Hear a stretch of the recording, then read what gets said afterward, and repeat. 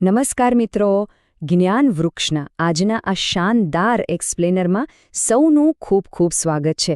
આપણી spoken English in 90 days સિરીઝનો આજે 5મો દિવસ છે. ખરેખર આજનું આ સેશન ખૂબ જ શાંત, મજેદાર અને એટલું જ પ્રેરણાદાયક રહેવાનું છે. તો ચાલો પૂરા ઉત્સાહ સાથે શરૂઆત કરીએ. Okay, let's dive into this. આજે આપણું એજન્ડા એકદમ સ્પષ્ટ છે. પહેલું, પરિચય અને લક્ષ્ય. બીજું, પ્રામાણિક કઠિયારાની વાર્તા સાંભળીશું. ત્રીજું, વાર્તામાંથી 4 નવા શબ્દો શીખીશું. અને છેલ્લે આજનું ખાસ પ્રેક્ટિસ ટાસ્ક. તો ચાલો વિભાગ 1 તરફ આગળ વધીએ. પરિચય અને આજના લક્ષ્યની વાત કરીએ. જો સૌ મિત્રો ડે 1 થી લઈને ડે 5 સુધી સતત જોડાયેલા રહ્યા હોય તો બધાને ખૂબ ખૂબ અભિનંદન. આપણી આ સફરની મુખ્ય ફિલોસોફી જ એ છે કે આપણે માત્ર રટ્ટો નથી મારતા, આપણે અંગ્રેજીને ખરા અર્થમાં સમજીએ છીએ.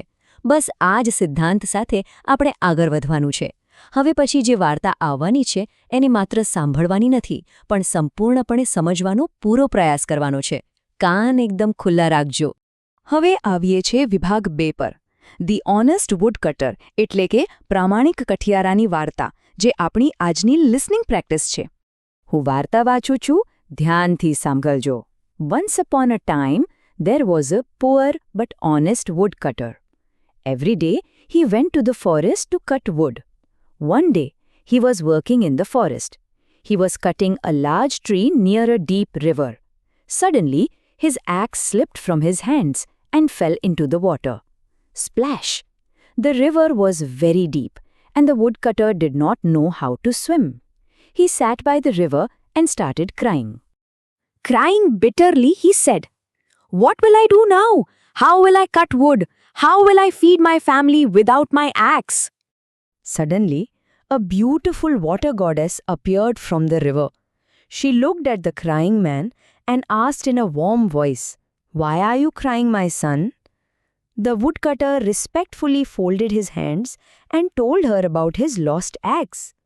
The goddess dived into the deep water and came out holding a shining golden axe.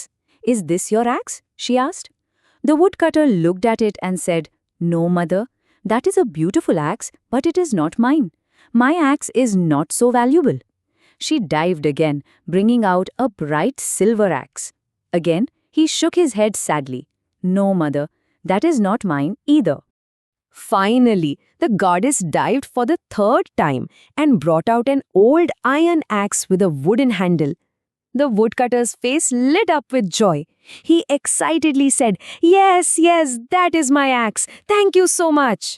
The goddess was very pleased with his honesty. She smiled warmly and said, "You are a very honest and good man. Because you told the truth, I will give you the golden and silver axes as a reward." He thanked her and went home a very happy and rich man. So the crucial point is, આખી વાર્તાનો સાર શું છે? Honesty is the best policy and it is always rewarded.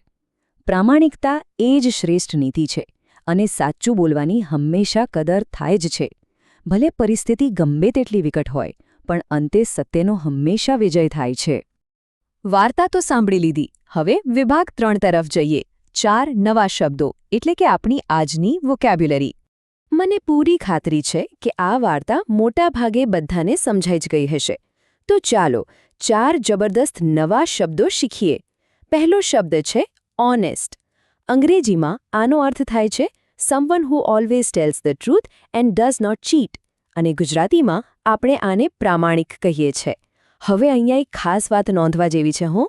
આનો spelling ભલે એચથી શરૂ થતો હોય, પણ અહીં એચ સાયલેન્ટ છે, એટલે આપણે આને હોનેસ્ટ ક્યારેય નહીં કહીએ, પણ ઓનેસ્ટ બોલીશું. ઉદાહરણ તરીકે, the woodcutter was an honest man. આપણો બીજો શબ્દ છે સડનલી. આનો અર્થ થાય છે ક્વિકલી એન્ડ અનએક્સપેક્ટેડલી, એટલે કે સાવ અચાનક જ અથવા તો એકદમથી.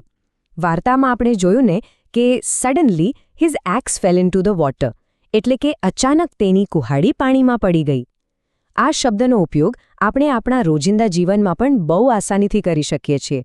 જેમ કે ક્યારેક અચાનક જ વરસાદ શરૂ થઈ જાય તો કહી શકાય કે સડનલી ઇટ સ્ટાર્ટેડ રેનિંગ. છે ને એકદમ સરળ? ત્રીજો શબ્દ છે વેલ્યુએબલ.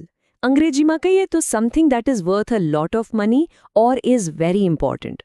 ગુજરાતીમાં આને ખૂબ કિંમતી અથવા મૂલ્યવાન કહેવાય. વાર્તામાં પેલી સોનાની કુહાડી ખૂબ વેલ્યુએબલ હતી, રાઈટ? અને હા, અહીં આ એક્સપ્લેનર પાછળ ફાળવવામાં આવી રહેલો સૌનો આ સમય એ પણ ખૂબ જ વેલ્યુએબલ છે. અને આજનો આપણો ચોથો અને છેલ્લો શબ્દ છે રિવોર્ડ.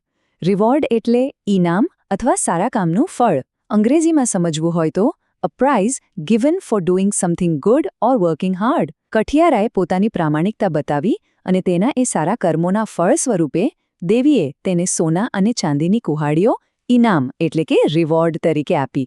એન્ડ ધીસ બ્રિલિયન્ટલી ઇલસ્ટ્રેટ્સ કે આ નવા શબ્દોનો ઉપયોગ ખરેખર કેવી રીતે થાય છે. હવે જોઈએ વિભાગ 4, આજનું પ્રેક્ટિસ ટાસ્ક. હવે સમય આવી ગયો છે આ શીખેલા જ્ઞાનને તરત જ અમલમાં મૂકવાનો. આપણે સૌએ ભેગા મળીને એક નાનકડી પ્રવૃત્તિ કરવાની છે. આજે શીખેલા આ 4 શબ્દો ઓનેસ્ટ, સડનલી, વેલ્યુએબલ અને રિવોર્ડ, આમાંથી કોઈ પણ એક શબ્દ પસંદ કરવાનો છે. ત્યારબાદ તે જ શબ્દનો ઉપયોગ કરીને જાતે જ એક અંગ્રેજી વાક્ય બનાવવાનું છે.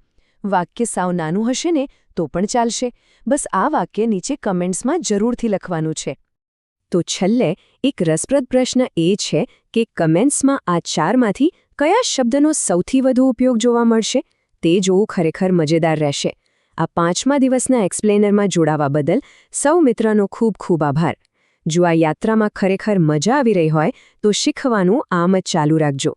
આપણે ફરી મળીશું એક નવા જબરદસ્ત કોન્સેપ્ટ સાથે. ત્યાં સુધી keep listening, keep practising and stay honest.